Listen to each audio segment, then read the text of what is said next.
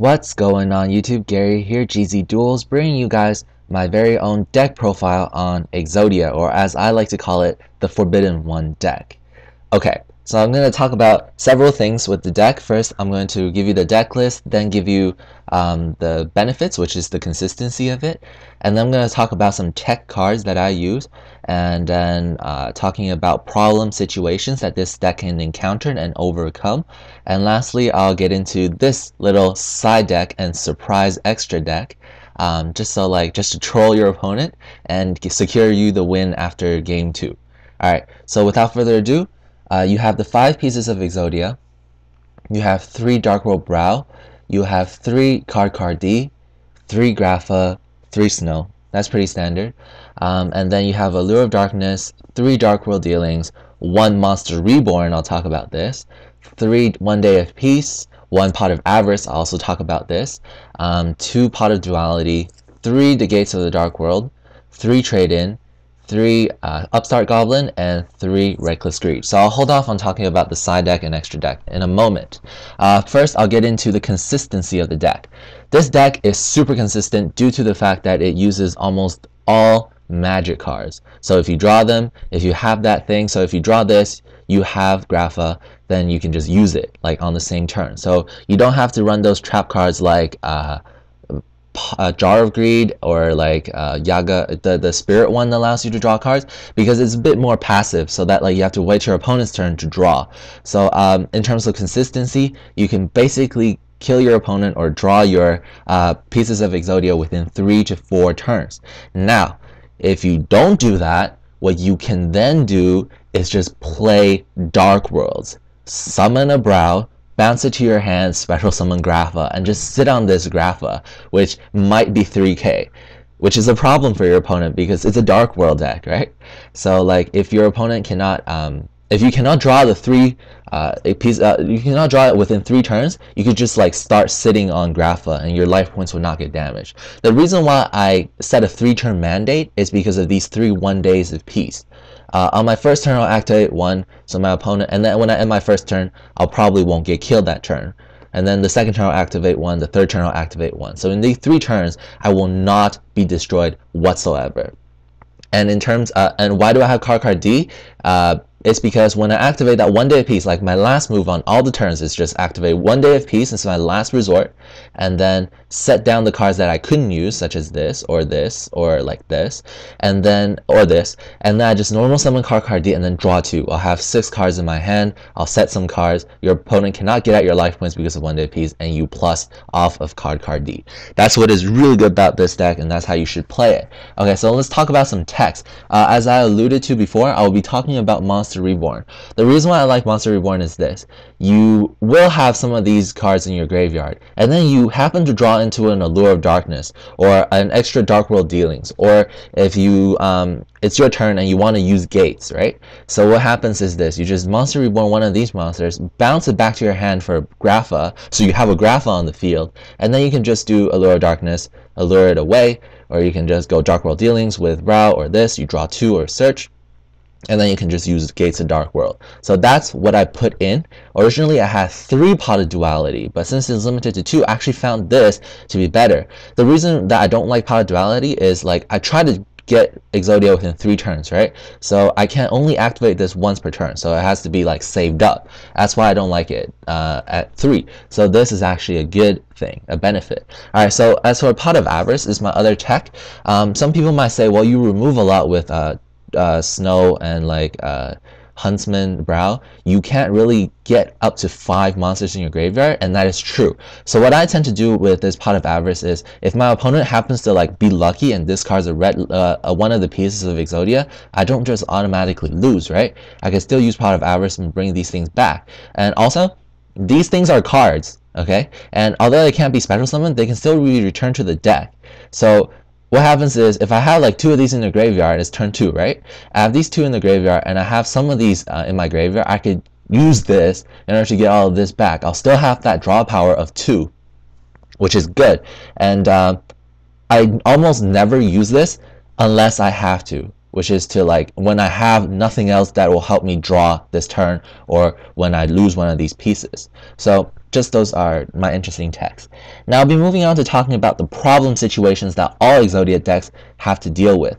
That card would be Beast, Naturia Beast, and like a lot of people who run Exodia will know that once your opponent has that Naturia Beast, hold on, let me just find it. Naturia Beast, all of your magic cards will get negated as soon as you use it. Like your opponent, okay, if your opponent knows, oh, you're playing Exodia, okay, I'm just gonna summon a Naturia Beast, and all of this will just like basically have no effect. But what's good about this deck is just this. Naturia Beast is only 2/2, okay? 2200. So what you can do is just summon Brow, bounce it back for Grapha. You lose no cards, you get a Grapha. Attack over it. And that solves your problem with this Naturia Beast. That's what's really good about this deck. It can fight with a 2/7 attack monster or a 3k attack monster.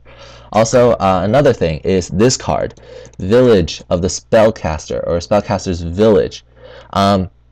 So your opponent can activate this. So you can't activate all your spell cards unless you have a spellcaster. Now, I know that like I think you can just overlay the gates over it, but then the thing is, I think it's an activation of a magic, so you actually can't do that.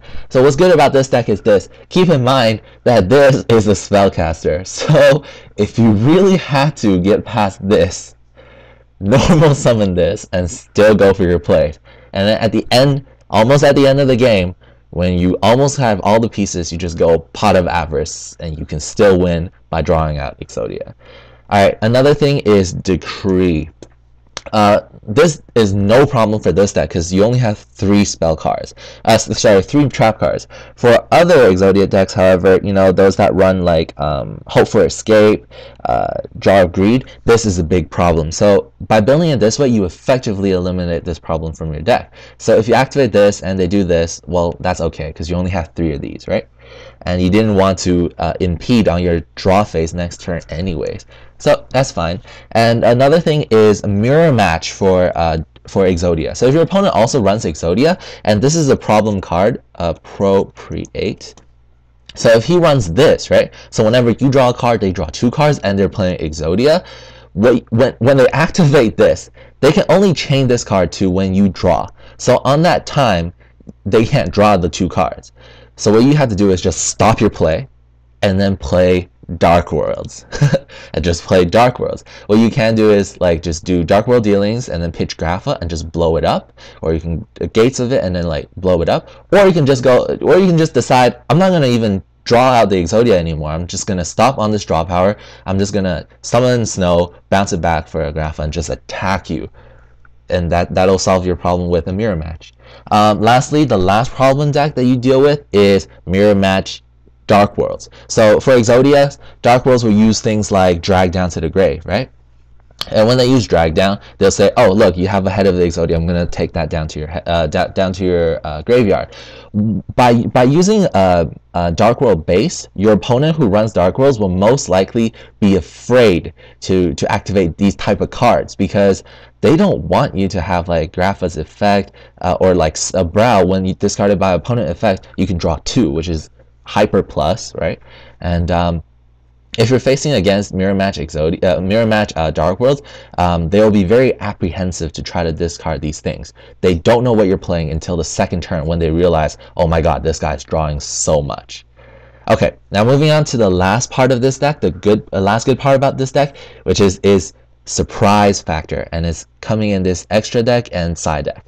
So game 1, you steal the game away by using Exodia. Your opponent gets really angry at you, decides to side out all the torrential tributes, all the mystical space typhoons, or maybe he won't side out space typhoon just because of this, all the deep prisons, all the solemn warnings, okay? And so he decides to do that. What you can then do is just this. Decide not to play Exodias at all. So what you do is you just side in all of your side deck, which is a pretty standard Dark World build, right? You have 3 of, so you have a Beige, 1 of Malefic Stardust, 1 Morphing Jar, 2 Tour Guides, 1 Card Destruction, 1 Dark Hole, 3 Drag Down to the Grave, 1 Foolish Burial, 1 Heavy Storm, 1 Devastation Virus, and 2 Torrential Tributes. And then what you essentially side out are these Exodia pieces. Okay, I'll just show you guys. Sorry about this really long video. So you side out those, and you side out the card Ds. Trying to do it as quickly as I can. The Exodia piece, and then you side out the 1 Day of Peace. And then you can even side out this, because this doesn't really help in an Exodia deck, the Dark World deck. And then the last thing you side out are these 3 trade-ins.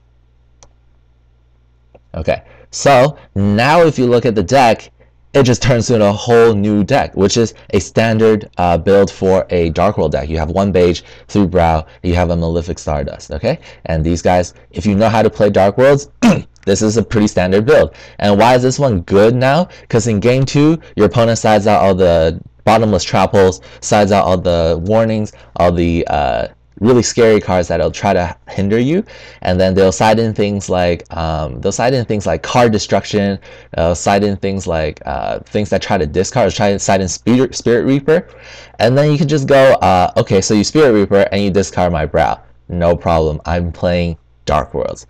And then you have a pretty standard extra deck, Stardust, Gemini Pearl, 2 Leviaires, because you know you remove a lot. Maestro, just for those times where you can do Snow and Beige. All these rank 3s, Leviathan, Giga Brilliant, Acid Golem, Utopia Ray, Photon Papilloperative, Roach, Tempo, and this card is just really good because you can just go Tour Guide, Brow, Tour Guide, and it's just, you always make rank 3s, so wind-ups at mains is at 2. Why not, right? I hope you've enjoyed this deck profile. It's pretty original, and it's really fun to play. So game 1 you play Exodia, game 2 you play Dark Worlds. Comment, rate, subscribe if you like the deck, favorite it if you really like it, and have a nice day.